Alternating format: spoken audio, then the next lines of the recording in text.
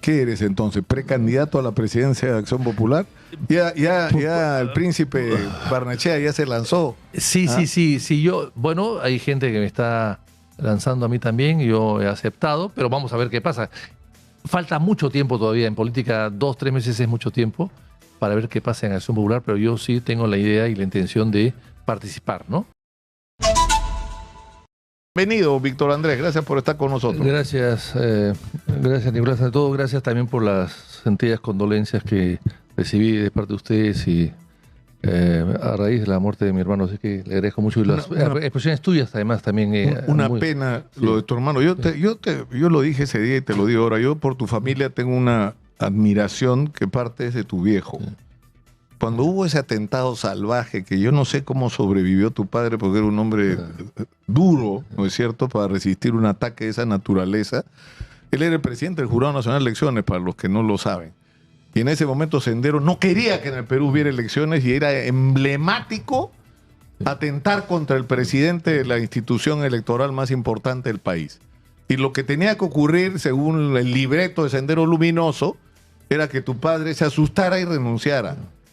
Ese hombre, gravemente dañado por el atentado, se puso su terno y se fue al Jurado Nacional de Elecciones apenas pudo. Por Dios, qué tal coraje. Y dio un mensaje, Víctor Andrés, que les puso a ustedes, a ti, yo conozco también a tu hermano, tu hermana ha trabajado conmigo, ha sido reportera en algún momento. La valla, desde el punto de vista moral y de coraje, muy alta. Porque ahora todo el mundo habla de terrorismo, pero en esa época no solo hablar contra el terrorismo, sino poner el pecho como hizo tu viejo, es algo... Bueno, y tu hermano ha tenido un papel que no necesita, es decir, relevante en la diplomacia peruana, ¿no? Muchas gracias, Nicolás, muchas gracias, de verdad. Pero es verdad lo que digo, por eso uno puede no estar de acuerdo contigo, pero no por eso deja de respetarte, mi querido Muchas Víctor gracias, Andrés. muchas gracias, Nicolás. Ahora, hablemos del Perú. En primer lugar, de la situación actual. Y fíjate, comencemos por el Congreso. Este sábado se elige la mesa directiva del Congreso de la República. Hay dos listas, tomen nota. Una lista la encabeza el señor Gerí, de Somos Perú, que está sometido en este momento a una investigación por haber sido parte o no de una violación. En todo caso, la denuncia de violación, los hechos ocurrieron en un local alquilado por él con personas llevadas por él, y la chica que acusa la violación terminó huyendo de la casa donde estaban. Fue una situación muy, muy grave. Bueno, ese va a ser el presidente del Congreso, digamos, de la lista amigable al gobierno. Ahí va a estar también, se supone, el señor Fernando Rospigliosi, el señor Valdemar Cerrón, que iría a la reelección del hermano de Blanco. Es que uno no puede creer, ¿no? O sea, Fuerza Popular y Perú Libre en la misma lista en el Congreso, concertando. Y se dice que también va a estar Ilich López, de Acción Popular, o sea, por Dios. Y en el otro lado está el almirante Cueto, que uno dirá, ya el almirante Cueto, un hombre ultra... No, pero es que el almirante Cueto... ayer me pasaron unas fotos de lo que estaba ocurriendo en la reunión en el local de Podemos, ahí en la avenida. Y estaban gente de izquierda, de derecha, de todos los sectores políticos tratando de ponerse de acuerdo para presentar una lista que pretendiera por lo menos darle al país una imagen decente del Congreso en lo que queda hasta 28 de julio de 2026. ¿No? Y con el almirante Cueto de cabeza de la lista. Cueto no tiene cuestionamiento. Podremos o no coincidir con él en muchas cosas, pero es un hombre que no tiene conducta cuestionada en absoluto, ¿no? Así que Cueto podría levantar el prestigio un poco del Parlamento, un prestigio que está en 2%. En 2%. O sea, estamos llevando a Gerí para que el Congreso baje a 0% prácticamente. Una persona como él, con esa acusación tan grave, y él dice que no fue, o sea, que fueron sus amigos los violadores, pero él no, o sea, casi como diciendo yo fui solamente un espectador, pero no participé, es una declaración también muy, muy grave, ¿no? Entonces, con todo eso no entiendo cómo pueden insistir en un personaje tan inadecuado, porque además el presidente del Congreso, que es para muchos el primer poder del Estado, debe transmitir valores. Entonces, ¿qué valor transmite ese señor? valores del Congreso, valores de la institución, valores de la dignidad del cargo. Este señor, con esa acusación, ¿qué valores puede transmitir? Entonces, me parece que es espantosamente malo que colegas de él se olviden de este delito, incidente o escándalo y quieran postularlo para un cargo tan importante al final de un gobierno que además es un gobierno muy débil. No entiendo eso. Ahora, pero lo que no se entiende en este contexto, por lo que tú mismo estás diciendo, es qué hace ahí Illich López, porque todo indica que ¿qué es lo que está pasando? ¿Es que Acción Popular quiere estar en la mesa directiva o es que Illich López quiere estar en la directiva del Congreso? Yo no conozco los detalles porque yo estoy fuera del Parlamento y no tengo mucha relación con la bancada, pero estoy seguro que habrá una reflexión, espero, una reflexión, y Acción Popular, a mi mover, no voy a participar en esa lista de Geri. No voy a participar. Esa es mi opinión personal. Claro, no tengo relación con la bancada, no sé lo que ellos piensan, no sé lo que ellos han acordado, pero me parece que como partido desde fuera, yo recomendaría no integrar esa lista parlamentaria. Ahora, ¿qué está pasando con Acción Popular? Porque, es decir, después de haber gobernado el país 2 veces, y además fíjate cómo, con respecto a o sea, ha habido una serie, uno puede tener muchas diferencias sobre los errores que cometió el arquitecto, el propio partido, pero habían señales. Yo me acuerdo, por ejemplo, cuando hubo la Asamblea Constituyente y, o sea, terminaba el gobierno militar, hemos estado recordando un poco la historia, y los militares dijeron, vamos a hacer una Asamblea Constituyente. Belaúnde dijo, no, ustedes no van a hacer. La Asamblea Constituyente la vamos a hacer los demócratas. Y por lo tanto acá primero tiene que haber elecciones y el presidente democráticamente electo convocará a elecciones a una Asamblea Constituyente. Ese es el procedimiento. Como le dijeron que no, él dijo, el partido no va y el partido no fue. Y eso implicó un sacrificio muy grande en términos de protagonismo, porque la política se hacía supuestamente en la Asamblea Constituyente de la que Acción Popular no era parte. Así es. Y sin embargo ganó las elecciones. Así es. Ganó las elecciones. Y además, y yo que estaba presente en esa época, puedo asegurar que el presidente Belaúnde tomó la decisión de no participar en esa elección para la Asamblea Constituyente del año 78 en oposición a su propia gente, que le decía, no, presidente, no, arquitecto, vayamos y damos la lucha adentro. No. Esto es una asamblea convocada por una dictadura militar y va a estar siempre bajo los parámetros de esa dictadura. No podemos participar. O sea, la gente del partido no entendía a Belaúnde en ese momento y se oponían inclusive a él. Pero claro, su autoridad era tan grande que se impuso. Al final del tiempo le dio la razón. Por supuesto que sí. Claro, vinieron las elecciones y Belaúnde ganó. Lo único bueno de esa asamblea es que al final Morales Bermúdez creyó que iba a haber una posibilidad de que él pueda postular, que el APRA lo iba a apoyar y que iba a postular a la presidencia de la República del año 80. Y claro, y esa posibilidad se cerró con un artículo suplementario, ¿no? Ahora, que decía, los que tienen en el poder más de 2 años, ¿no? Menos de 2 años, inclusive 2 años como mínimo o como máximo, no podrán participar en las elecciones presidenciales. En las otras tampoco, ¿no? En el Congreso Constituyente, ¿no? Sí, bueno, pues es que en ese caso no era necesario, era un gobierno para nosotros usurpador, era un golpe militar y totalmente ilegítimo, ilegal, el de Fujimori, y lo que estaba haciendo Fujimori era volver a la legalidad, a la constitución, volver a la globalización del Perú en el mundo afuera que estaba muy desprestigiado a través de una asamblea constituyente para reingresar otra vez a la democracia. Y eso era una jugada que tampoco podemos aceptar. Y no aceptó. En el PPC se opuso Ramírez del Villar. Hubo una discusión y al final el PPC decidió ir. Creo que fue un error. Pero Acción Popular no fue. Por el mismo motivo, casi, por el cual no fuimos en la constitución anterior, que era la del año 78. Claro, pero yo recuerdo esto y es importante que la gente lo sepa, ¿no? O sea, Acción Popular no fue a la Asamblea Constituyente del 79 porque la convocaba una dictadura militar. No fue a la Constituyente del año 93 porque era producto de un golpe de Estado y eso no podía ser admitido. Es decir, actuaba sobre la base de criterios de principio de lo que es la democracia. por Dios, ¿qué ha pasado, Víctor Andrés? Que ahora Illich López está desesperado por estar en la mesa directiva y todo se organiza en función de eso. Y no importa si está bien, si está mal, si la relación con el gobierno es vergonzosa, si el Congreso está desacreditado. Ya no importa, ya se perdieron esos valores. Hay que recuperarlos. Si se han perdido, hay que recuperarlos. Yo espero que no, espero que sea un paréntesis nada más de indefinición, un paréntesis de desborde de intereses personales, pero que volvamos a Belaúnde, volvamos a los principios rectores que nos dejó Belaúnde, que consistían en eso, ¿no? Por supuesto que sí. Ahora, ¿cuál es tu juicio sobre lo que está pasando ahora?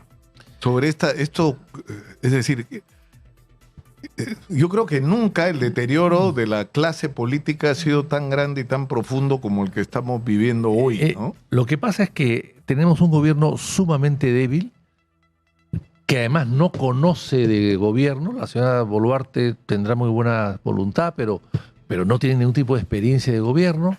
Ha sido, en fin, otorgaba DNIs en la RENIEC, en realidad, o sea, no tiene ninguna experiencia del gobierno. Y la gente que lo rodea, muchas de ellas tampoco.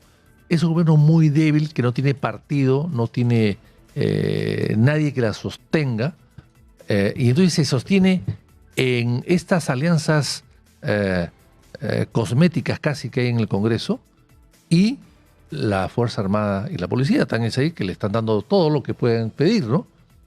Quieren un día para Quiñones, ayer fue un día para Quiñones, quieren carros de última gama para los generales de la policía, se los dan. O sea, están dándole todo lo que ellos piden porque se sostienen en ellos también. Entonces, un gobierno tan débil, bueno, entrega concesiones a cualquiera, ¿no?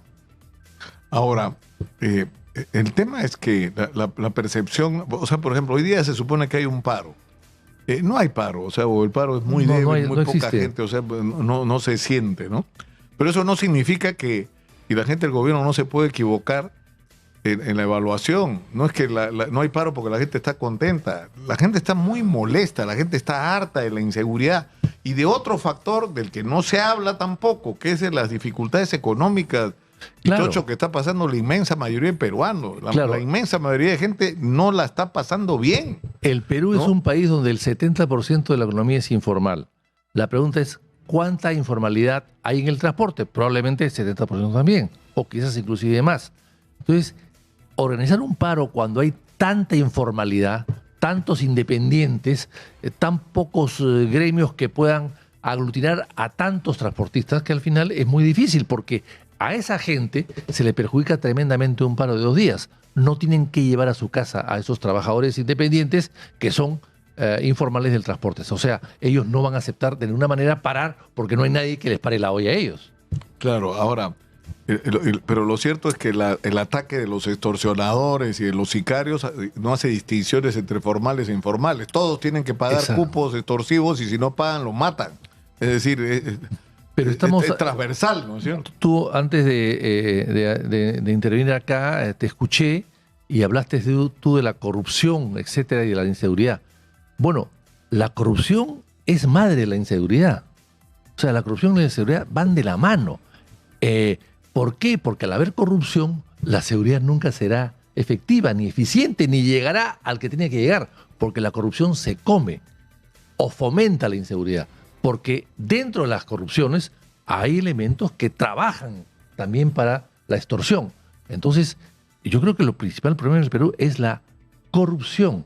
Ese es el primero. Y después, corrigiendo el tema de la corrupción, evidentemente las cosas pueden salir. Yo te contaba antes de entrar fuera de micro o en paréntesis, que la corrupción en el Perú siempre ha existido, pero hoy día es agresivamente alta y violenta. Por ejemplo, el año 27 se construyó el Callao, el puerto del Callao, la Darza del Callao. Y hubo un préstamo de un banco americano que se llama First National City Bank, que dio $50 millones para hacer la Darza del Callao, que evidentemente se hizo muy bien porque hasta ahora sirve perfectamente bien. Años después, cuando quiero el Banco de Nueva York, porque cuando quieren los bancos se saben las cosas recién, apareció un cheque de $450.000 como comisión de los $50 millones. ¿Y quién había cobrado el cheque? Juan Leguía. El hermano de... El hijo. El hijo. El hijo. Pero eso era menos del 1%. Exactamente. Esa era la comisión. Exactamente. ¿Cómo hemos cambiado? ¿Cómo hemos cambiado? Escúchame. O sea, en el Club de la Construcción era 8. ¿No es cierto? La comisión, entre comillas, razonable, es el colmo, ¿no? Que hubiera un tarifario, ¿no? Claro. Que era 8%, y además supuestamente se va modificando en relación a la dimensión de la obra, ¿no es cierto? Cuando más grande la obra, más pequeña la comisión, cuando más chiquita ya. Ahora eso, ya no hay reglas. Ya no hay reglas. Acá simplemente... ¿no? El límite está en el cielo. Es una cosa increíble. Y otra cosa que también habría que decir en este informe que tú has mencionado, que me parece muy bueno, no lo conozco, pero se ve que es muy bueno. Hay una cosa que es elemental. Yo presenté un proyecto de ley hace muchos años, cuando estaba en el Parlamento todavía hace 6 o 7 años atrás, para que las adendas sigan el mismo trámite del contrato. ¿Por qué? Porque por las adendas hay corrupción. Por la adenda cambias todo. Por la adenda le entregas 10 años más de concesión a, por ejemplo, al aeropuerto Jorge Chávez. Por adenda le entregas más prórroga del contrato a Olmos, por ejemplo. Por adenda creas una TUA a los provincianos que pasan por el Jorge Chávez. O sea, por adenda haces lo que te da la gana. ¿Y la adenda quién la firma? Un director del ministerio. No pasa por ninguna tamiz. O sea, las adendas en los contratos tienen que tener la misma ruta que tienen los contratos para hacerse, con informes técnicos y de control de una serie de organismos. Y ese proyecto que yo presenté, ¿se opuso quién? A FIN. O sea, la entidad que dedica a las concesiones, ¿no? La FIN y la CONFIE, por supuesto, todo el mundo económico del Perú se opuso porque dice que la adenda evita las inversiones en el país, lo cual es absurdo. Lo que hace es fomenta la corrupción, que es diferente. Claro, ahora, pero nos pasa lo mismo que con el tema de la inseguridad, ¿no es cierto? Yo hablaba el otro día con Harvey Colchado y me dio más o menos una lección, ¿no? Porque con esta historia que Hernando de Soto está trayendo, pretendiendo meternos a Eric Prince, el líder de esta organización paramilitar, de este ejército privado, Blackwater, ¿no? Y lo que él decía es primero que no los necesitamos, pero dijo más o menos lo que hay que hacer. Es decir, hay que meter recursos, hay que meter tecnología, hay que usar inteligencia, hay que, electrónica y esto y lo otro. O sea, está claro lo que hay que hacer para luchar contra la delincuencia, pero no se hace, ¿no es cierto? Contra la corrupción está claro lo que hay que hacer, porque no es que sea un misterio, o sea, el registro de proveedores, los procedimientos o sea, toda esa cadena burocrática que lo único que hace es generar aduanas de corrupción, como los expedientes técnicos, y los recursos de amparo que permiten que las compañías corruptas sigan tratando con el Estado, que los empleados corruptos que son votados de una empresa o del Estado regresen a trabajar. Todo eso es parte de la corrupción, lamentablemente. Que te lleva al sistema de justicia. Ahora, ¿tú tienes fe en que esto tiene arreglo? Siempre, claro que sí. Yo soy un fanático de mi país y un entusiasta. Yo creo que todo se arregla. ¿Y tú crees que Acción Popular tiene alguna posibilidad de yo creo renacer? Que sí. Yo creo que va a salir... Más cerca de la muerte no ha estado nunca Acción Popular, ¿no? No, así es. Yo creo que las elecciones próximas van a ser muy importantes para renovar a este sector del partido que nos ha representado lamentablemente sin las credenciales de ética y el legado de Belaunde que hemos recibido y que ellos han desconocido, ¿no? Yo estoy seguro que sí, que va a haber una renovación importante. Ahora, ¿podemos robarte un poco más de tiempo? Porque claro que sí. Me interesa tu opinión sobre este tema del tren y esta controversia. Y no sé, y sobre cómo salimos de esto. Porque yo decía, el gobierno no se puede equivocar en su interpretación de la situación. No es que la gente esté feliz, la gente está muy molesta. El problema es que no hay en quién creer, sí. Víctor Andrés. No hay en quién creer. O sea, ¿en quién depositas tus ilusiones? A ti que te encanta la historia, me han pasado el contacto de Tony Zapata, que es un gran historiador de Antonio Zapata, y él me prestó un libro de Kropotkin, ¿no? Pedro Kropotkin, un historiador ruso, que explicaba que la Revolución Francesa se produce no solo porque había la indignación de los campesinos que además se rebelaban todos los años contra la pobreza y la explotación. El día que la indignación se encontró con las ideas de la revolución, de que podía crearse un orden distinto, ahí se produce el cambio. Y es lo que está pasando en el Perú. Indignación nos sobra. El problema es ya, estamos indignados, ¿por qué lo cambiamos? De construcción del puerto del Callao, de la dársena fue, ¿no es cierto? Fue una obra que hicieron, no creo que, que se hizo en el gobierno el año 27. ¿Ya? Se descubrió luego que se había pagado una comisión ilegal del 1%, y era un escándalo, ¿no? Que se hubiera cobrado el 1%. Ahora, ¿cuánto se está cobrando de comisiones ilegales? Es que es una cosa. En el informe que ha emitido esta comisión multisectorial para evaluar el control concurrente que preside el congresista Luna, las cifras que da son pero brutales, porque dice que por ejemplo, el control concurrente ha evitado que se roben 14.289 millones de soles. Pero dice una cosa gravísima. En el estudio de 299 obras, le voy a repetir la cifra, ¿ya? En 299 obras, en 8 gobiernos regionales, en 8 regiones, se ha descubierto que se contrató por una cifra, pero que terminó pagándose bastante más de lo que se había contratado.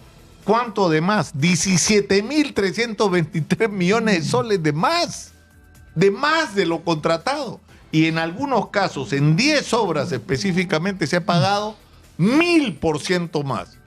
Calculen cuánto de eso ha sido comisión ilegal y se van a caer de espalda. Porque esto se va a saber, esto se tiene que saber. ¿No es cierto? Tenemos que levantar la alfombra y saber la verdad de lo que está pasando. Bueno, haciendo un simple estudio de todas las obras, con cuánto se empezó el presupuesto y con cuánto se terminó, esa diferencia la aplicas a algún porcentaje y va a salir pues un montón. Yo creo que eso es fácil hacerlo, ¿no? Ya, pero ¿de qué estamos hablando? ¿De comisiones de 10, 15, 20% el valor de la obra? Cuando una obra sube de valor, evidentemente lo normal es que suba de valor.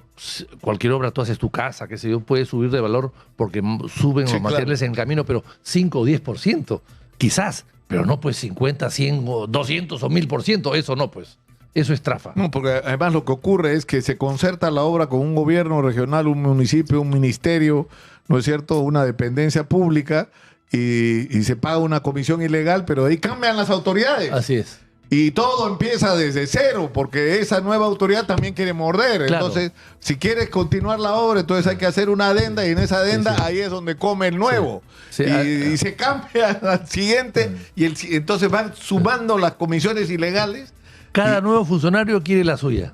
Entonces eso aumenta el presupuesto, ¿no? Aumenta la obra. Ahora, ya, Víctor Andrés, estábamos en que esto tiene que cambiar.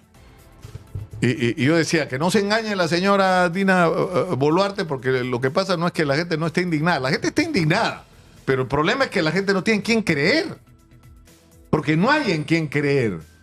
Es decir, ¿por quién votamos, Víctor Andrés, en abril del próximo año? Bueno, siempre habrá alguien en quien creer, ¿no? Yo creo que lo importante es que los partidos, claro, lo que pasa es que hay muchos ahora, pero veo que se están ya desglosando, ¿no? Lo importante acá es que los partidos o los candidatos, o en fin, que se presenten sean los más idóneos, los menos cuestionados, que tengan buena imagen y cierta experiencia. Lo dicen las encuestas, además, que hemos visto hace pocos días, que la gente está pidiendo, sí, renovación, pero con experiencia y con personas que tengan una conducta intachable o no cuestionable.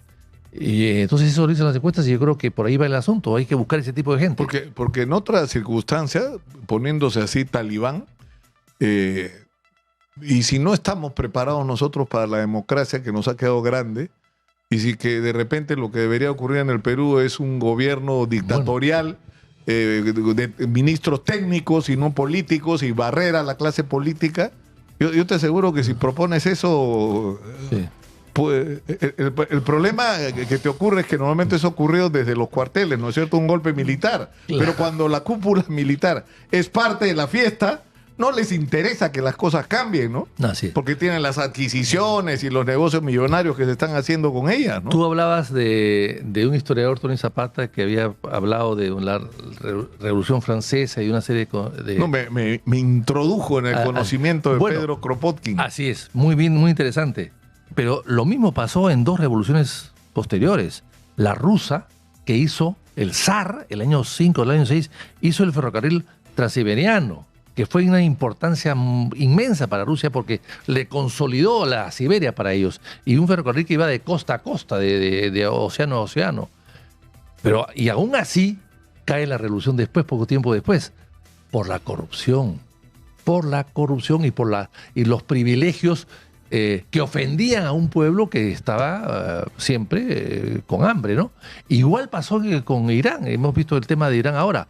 El Shah, cuando el Shah cae, Irán era un gran país emergente, con una gran economía, con una fortaleza de economía, pero también cae por los excesos del gobierno y por la corrupción. O sea, estamos viendo que en estos dos casos y en otros más que pueden haber, que los gobiernos caen no solamente por un tema económico, sino por un tema de manejo, de corrupción y de privilegios que ofenden al pueblo que se levanta finalmente, ¿no?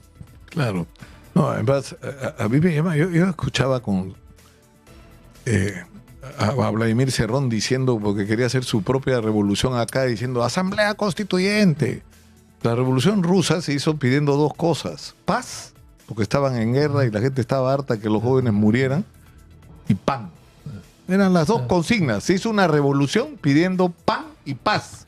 Nada más. Nada más, Cerrón. Y hay que añadir a la guerra que tú dices que era la Primera Guerra Mundial, hay que añadir la guerra anterior, la guerra Japón-Rusia, donde Japón destruye la armada rusa. O sea, Japón le gana a Rusia la guerra. Eso también desprestigió al régimen, y ya en la Segunda Guerra Mundial ya era un ejército derrotado, no victorioso.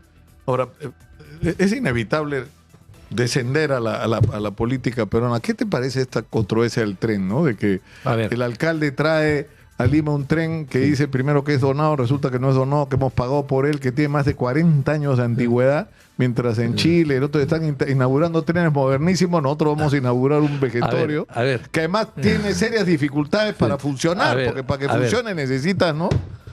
Yo creo que a caballo regalado no se le mide el diente. Ese es un refrán que me gusta mucho. Sí. Me gusta y me encanta, ¿no?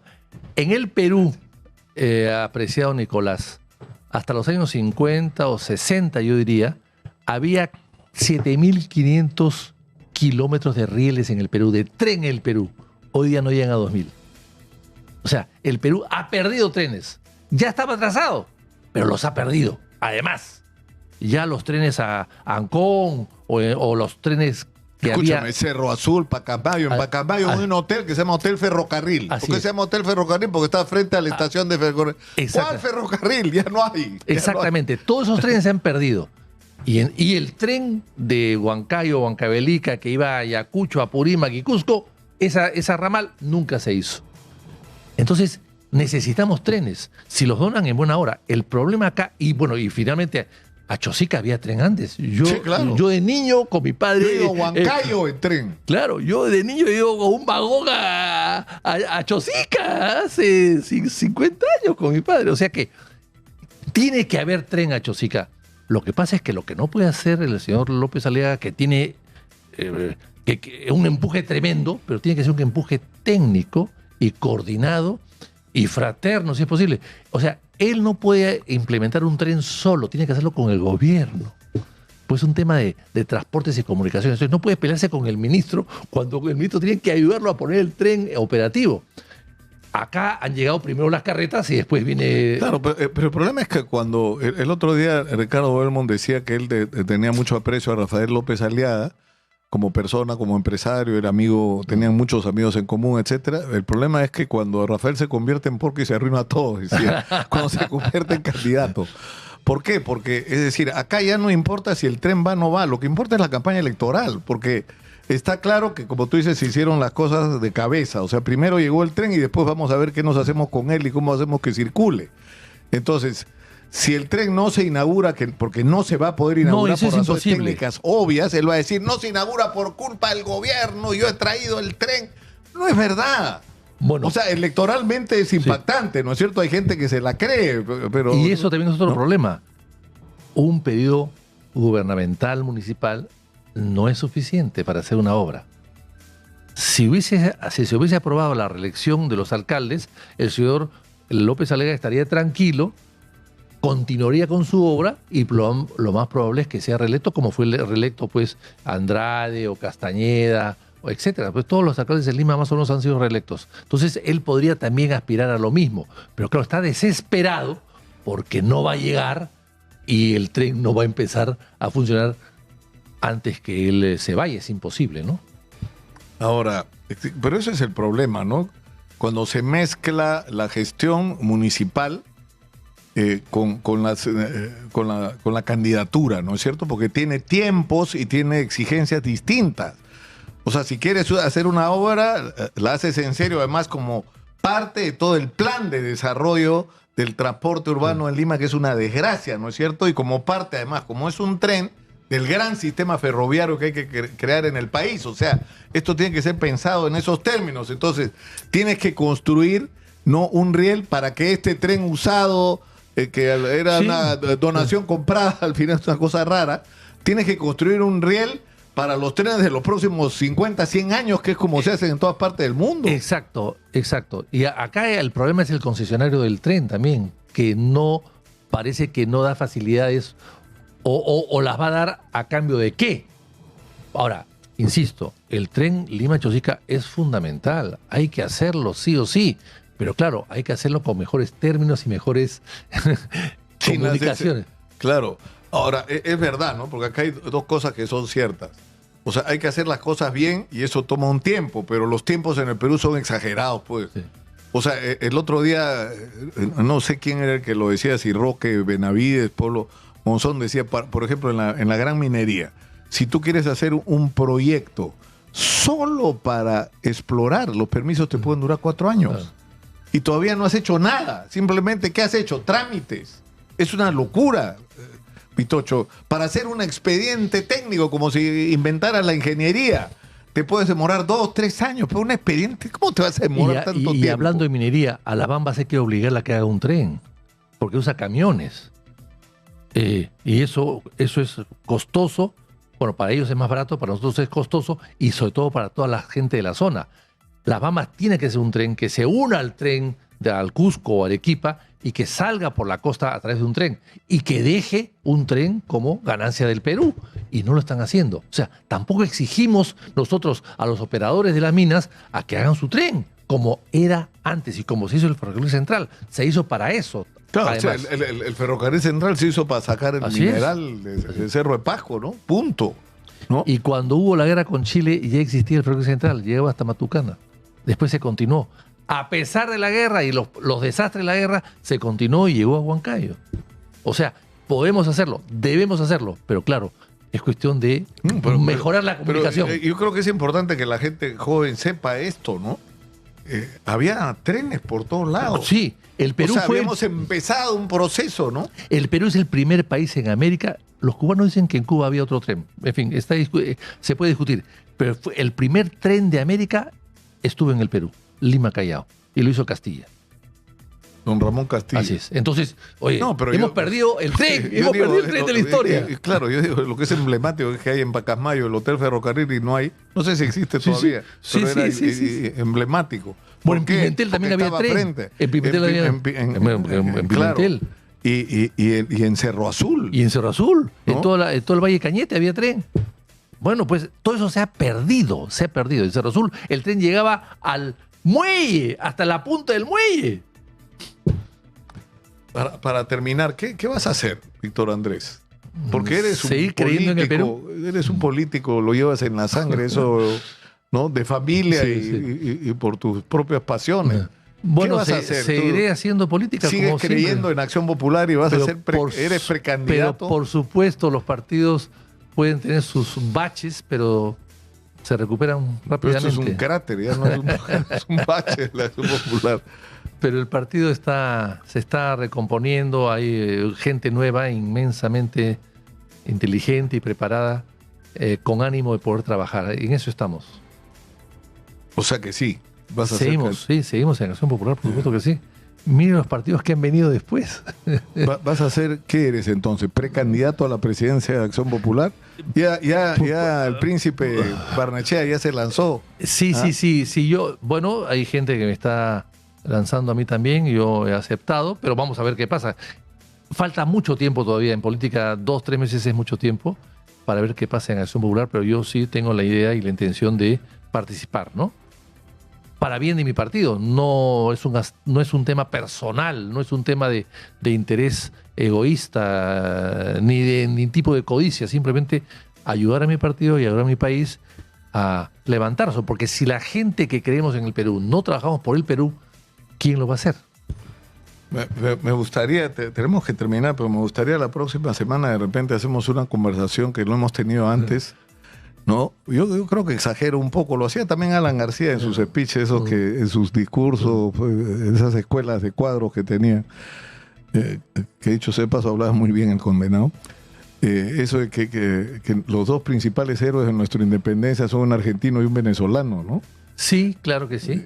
Bueno, y eso tristemente habla de que... Bueno. ¿Qué fue? El Perú, ¿Fue una invasión lo que tuvimos? No. Para obligarnos a independizarnos de los españoles. No. Bueno, pero estamos celebrando hace pocos días Torre-Tagle. Torre-Tagle es una persona, por ejemplo, que hizo el grito de independencia el año 1820 en Trujillo como intendente. Era patriota.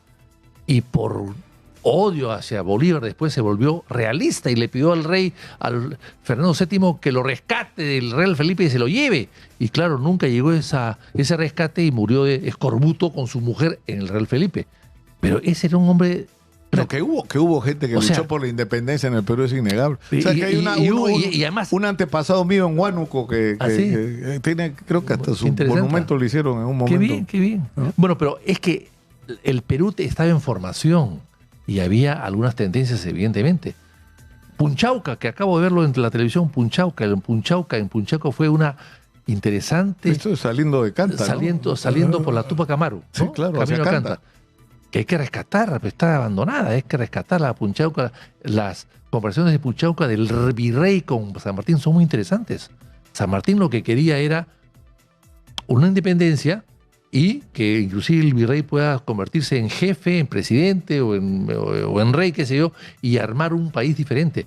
Eso se hizo en Brasil. En Brasil no hubo guerra de independencia, hubo una transición solamente. Y Brasil es lo que es debido a eso. O sea que la historia, después de 150 años, nos sigue dando lecciones. Muchas gracias, Víctor Andrés, por estar con nosotros. Víctor Andrés García Belaúnde. Ustedes lo han escuchado.